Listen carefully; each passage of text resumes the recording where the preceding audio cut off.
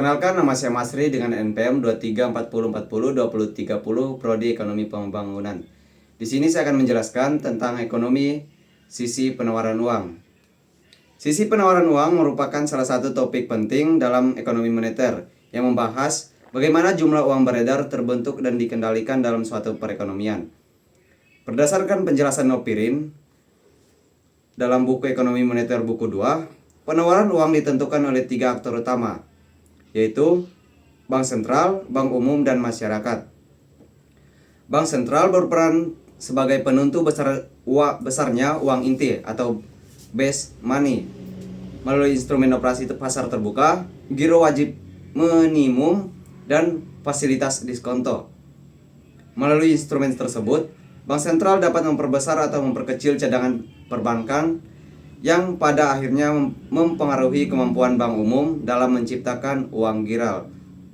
Bank Umum sendiri memiliki peran krusial karena melalui proses pemberian kredit, uang giral dapat tercipta dan memperluas jumlah uang beredar.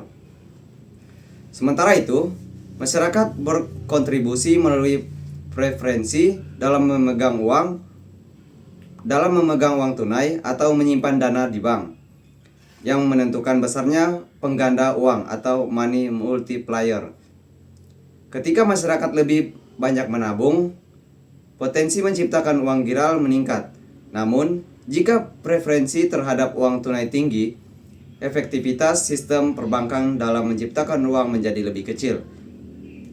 Dalam perkembangan sektor keuangan modern, sisi penawaran uang tidak hanya dipengaruhi oleh instrumen konvensional seperti yang dijelaskan oleh Nopirin, tetapi juga oleh dinamika baru seperti perkembangan teknologi finansial, digitalisasi pembayaran, dan kebijakan makroprudensial.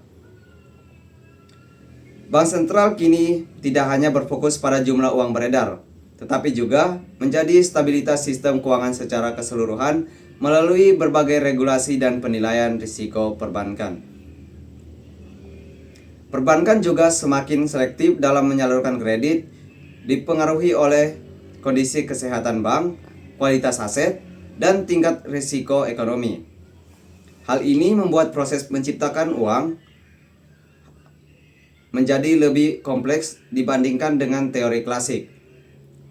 Di sisi lain, perilaku masyarakat juga mengalami perubahan ditandai dengan meningkatnya penggunaan e-money, mobile banking, dan instrumen digital lain yang mempercepat proses transaksi serta mempengaruhi peredaran uang giral. Dalam kondisi ekonomi yang stabil, masyarakat dan perbankan lebih berani bertransaksi sehingga penawaran uang dapat meningkat. Namun, pada masa ketidakpastian, preferensi terhadap likuiditas meningkat, kredit melambat, dan jumlah uang beredar pun cenderung stagnan atau menurun. Secara keseluruhan, kajian terhadap sisi penawaran uang menunjukkan bahwa jumlah uang beredar merupakan hasil interaksi dinamis antara kebijakan moneter, perilaku perbankan, dan keputusan masyarakat dalam memegang serta menggunakan uang. Perubahan pada salah satu aspek tersebut dapat mempengaruhi stabilitas ekonomi, inflasi, nilai tukar, dan pertumbuhan ekonomi secara keseluruhan. Dengan memahami konsep yang disampaikan Nopirin, serta memperhatikan perkembangan ekonomi modern, masyarakat dapat memperoleh pemahaman yang komprehensif mengenai bagaimana penawaran uang dikelola dan mengapa topik ini sangat penting dalam menjaga keseimbangan ekonomi makro sebuah negara. Sekian penjelasan dari saya. Terima kasih.